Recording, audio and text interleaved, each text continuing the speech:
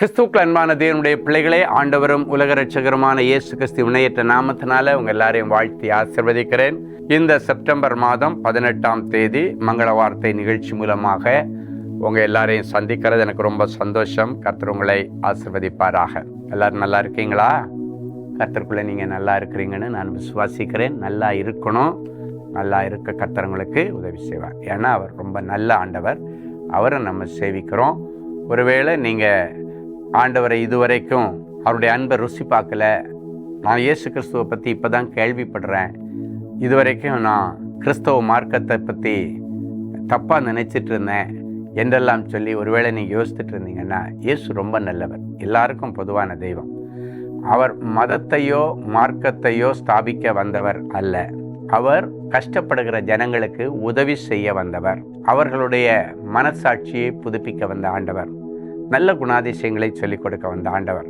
நீங்கள் எந்த மதத்தை பின்பற்றினவங்களா இருந்தாலும் ஒன்றும் பிரச்சனை இல்லை, இயேசு உங்களையும் நேசிக்கிறார். இந்த மங்கள வார்த்தை கிறிஸ்தவர்களுக்காக மட்டும் கொடுக்கப்படுகிறதல்ல, இந்த உலகத்தில் உள்ள அத்தனை ஜனங்களுக்கும், எந்த மதத்தை மார்க்கத்தை பின்பற்றுகிறவர்களாக இருந்தாலும், நீங்களும் மனுஷன் தானே, உங்களுக்கும் கஷ்டம் இருக்குது தானே. எனவே உங்கள் எல்லாருக்கும் பொதுவாக தான் ஆண்டவர் மங்கள வார்த்தை அப்படின்னு கொடுக்குறாரு. ஸோ அந்த மங்கள வார்த்தை நம்ம குடும்பங்களில் மங்களகரமான நல்ல காரியங்களை செய்கிறதுக்கு அது ஆசீர்வாதமாக இருக்கும். ஸோ விசுவாசத்தோடு நீங்கள் எல்லா நாளும் இந்த மங்கள வார்த்தை நிகழ்ச்சியை பாருங்கள். உங்கள் வாழ்க்கையில் ஒரு பெரிய மாற்றமும் மறுரூபமும் நன்மையும் நடக்கும். டெய்லி இதை கேட்டுட்டு நீங்கள் வெளியே போய் பாருங்கள். உங்கள் வாழ்க்கையில் ஒரு பெரிய சமாதானமான ஒரு பாதை ஒவ்வொரு நாளும் உங்களுக்கு கிடைக்கும். சரியா? சரி, இன்னைக்கு கர்த்தர் என்ன மங்கள வார்த்தை வச்சிருக்கிறாரு? செப்பனியா தீர்க்கதரிசியின் புஸ்தகம் 3ஆம் அதிகாரம் 19வது வசனம் இப்படியாய் சொல்லுகிறது: அவர்களுக்கு புகழ்ச்சியும் கீர்த்தியும் உண்டாக செய்வேன். உங்களுக்கு புகழ்ச்சியும் கீர்த்தியும் உண்டாக செய்வேன். யாருக்கு இந்த புகழ்ச்சியும் கீர்த்தியும் தேவைப்படும் தெரியுமா? ஏற்கனவே புகழ்ச்சியோட கீர்த்தியோட இருக்கிறவங்களுக்கு இல்லை, அது ஆல்ரெடி அவங்களுக்கு இருக்கு. They are settled. அந்த ஏரியாவில் அவங்க நல்லா இருக்காங்க. ஆனால் யாரெல்லாம் மற்றவர்களால் அவமானப்படுத்தப்பட்டிருக்கிறார்களோ, பேரை கெடுத்துட்டு நிற்கிறாங்களோ, புகழை அழிச்சிட்டு நிற்கிறாங்களோ, அவங்களை இன்னைக்கு ஆண்டவர் சந்திக்கிறார். புகழ்ச்சி கீர்த்தி.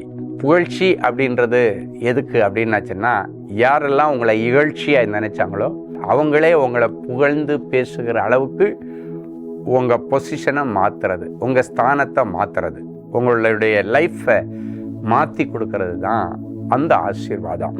ஒரு மனுஷனை எப்போ எல்லாரும் ஒரு இகழ்ச்சியாக அற்பமாக பார்ப்பாங்க தெரியுமா? அவன் சமுதாயத்தில் ஒரு அந்தஸ்தோடு இல்லை, ரொம்ப கஷ்டப்படுறான், கடனில் இருக்கிறான், வாடகை வீட்டில் இருக்கிறான், எல்லாரால அற்பமாக எண்ணப்படுறான், அவங்க எதிர்பார்க்குற படிப்போ தாளந்தோ திறமையோ அவனுக்கு இல்லை, எல்லாரும் இவனை முட்டாள் லிஸ்ட்டில் வச்சுட்டாங்க அப்படின்றவங்க இகழ்ந்துக்கிட்டே இருப்பாங்க.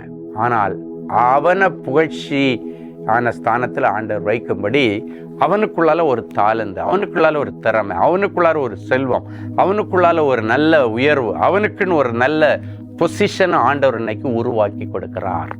எந்த இடத்துல அவன் வெட்கப்பட்டு தலை குனிஞ்சு நின்னாலும் அதே இடத்துல அவன் பேரை பெருமைப்படுத்துறதுக்கு கர்த்தர் அவனுக்குள்ளால கடந்து போய், என் பிள்ளைகிட்ட திறமை இல்லைன்னு தானே நீ அவனை அப்பமா இகழ்ச்சியா பார்க்குற, பேசுகிற, நடத்துகிற, அவனை நான் எப்படி உருவாக்கி காட்டுறேன் பாருன்னு சொல்லி ஆண்டவர் அவர்களை உருவாக்கி அதே ஜனங்கள் மத்தியில் அவனை புகழ்ச்சியான ஸ்தானத்தில், உயர்ந்த ஸ்தானத்தில் வைத்து அவர் அழகு பார்ப்பார். அப்படிப்பட்ட பிள்ளைகளுக்கு இன்னைக்கு ஒரு அற்புதம் நடக்கும். ஸ்பெஷல் அனாயிண்டிங், ஸ்பெஷல் திறமைகளை உனக்குள்ள வச்சு உன்னை இனி சாதனையாளர் ஆண்டவர் மாற்றார். அடுத்து கீர்த்தி அப்படின்றது புகழ்ச்சிக்கும் ஒருபடி மேலே உள்ளது தான் கீர்த்தி. அந்த கீர்த்தி, புகழ்ச்சி இருக்கு, ஆனால் ஒரு லெவலோடு இல்லாமல் அடுத்த லெவலில் அப்படின்னா நீங்கள் வளர்ந்துட்டீங்க, இன்னும் அடுத்த லெவலில் கொண்டு போய் டாப்பர் லிஸ்டரில் உங்களை வைக்கும்படி ஆண்டவர் அடுத்த லெவலில் உங்களை கொண்டு போவார். ஒருவேளை உங்கள் பிள்ளைங்க பேரை கெடுத்துக்கிட்டு நிற்கலாம், குடும்ப பேரை அழிச்சிட்டு வந்து நிற்கலாம். இன்னைக்கு அப்படிப்பட்ட சூழ்நிலையில் இருக்கிற பிள்ளைகள் மறுபடியும் கீர்த்தி ஸ்தானத்தில் உட்காரத்தக்கதாக கர்த்தர் அவர்களுக்கு புதிய வாய்ப்புகளை கொடுக்கிறார். கொடுத்த வாய்ப்பில் இவங்க அவங்க பேரை கெடுத்துட்டாங்க, அதை சரியாக பயன்படுத்தாமல் கெடுத்துட்டாங்க, மிஸ்யூஸ் பண்ணியிருப்பாங்க, கெடுத்துட்டாங்க. ஆனால் இன்னைக்கு மறுபடியும் அப்படிப்பட்ட பிள்ளைகளுக்கு ஒரு வாய்ப்பை கொடுத்து அவர்களை உயர்ந்த ஸ்தானத்தில் வச்சு அழகு பார்ப்பார். ஒருவேளை 4 முறை எக்ஸாம் எழுதி ஃபெயில் ஆகிருக்கலாம், 5வது முறை ஆண்டவர் பாஸ் பண்ணுவார். எத்தனை வாட்டி தான் இவன் ஃபெயில் ஆவான், அவ்வளோதான், இவன் தேற மாட்டான் அப்படின்னு எல்லாரும் அற்பமாக நினச்சிருக்கலாம். ஆனால் அடுத்த முறை ஆண்டவர் அதில் மகிமையான மதிப்பெண்களை அறுவடை செய்து மகிமையான ஸ்தானத்தில் வச்சு உன் பேரை பெருமைப்படுத்தும். சரியா? சரி, ஒரு நல்ல சாட்சியை கேட்கலாமா? சிஸ்டர் ஹேமமாலினி, சென்னை.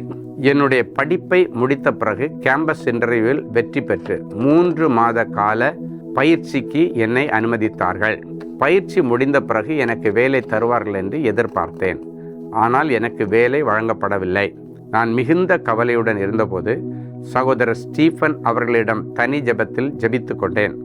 சகோதரர் அவர்கள் ஜெபித்த போது, கர்த்தர் அந்த நிறுவனத்தில் உனக்கு ஒரு உயர்ந்த பதவியை வைத்திருக்கிறார் என்று தீர்க்க தரிசனமாக சொன்னார். என்ன அதிசயம்! சகோதரர் சொன்ன தீர்க்க தரிசனத்தின்படியே அந்த நிறுவனத்தில் சேல்ஸ் கோஆர்டினேட்டர் பதவியிலே வேலையிலே என்னை சேர்த்து இப்பொழுது நான் வேலை செய்கிறேன்.